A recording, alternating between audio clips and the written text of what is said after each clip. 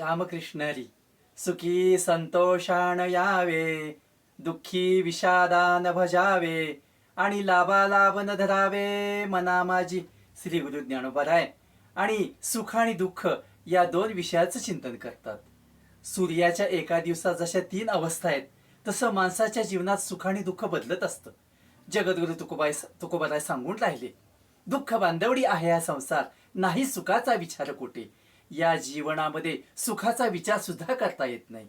आणि म्हणून सुख दुःखाचा विचार करताना स्वामी रामतीर्थ आणि तीर्थभ्रमण करत करत करत एका गावामध्ये गेले. एका गृहस्थाच्या घरामध्ये ते राहिले होते. तोच त्या घराला आग लागली.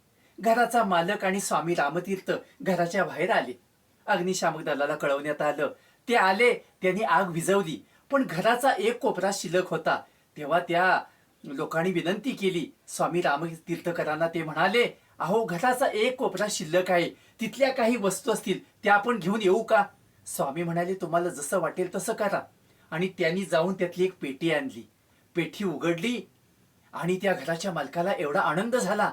अहो, पाहिलं तर काय, त्याच्यामध्ये अनेक मौलिक दागिने त्याच्यामध्ये होते. लाखो किमतीचे दागिने वाचले होते. फार मोठा आनंद मनाला झाला.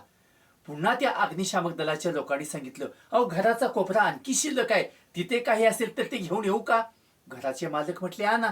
त्यांनी तिथून एक पेटी आणली. ती पेटी उघडली आणि उघडल्या उघडल्या त्या घराचा मालक बेशुद्ध झाला. काय झालं? त्या पेटीमध्ये त्या मालकाचा एकुलता एक मुलगा जळून खाक झाला होता. आणि ही परिस्थिती पाहून स्वामी रामतीर्थांनी डायरीमध्ये एक गोष्ट लिहून ठेवली. काय लिहिली?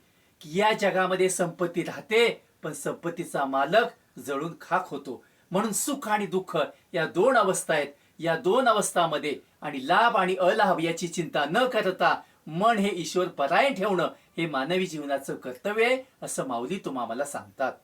रामकृष्ण.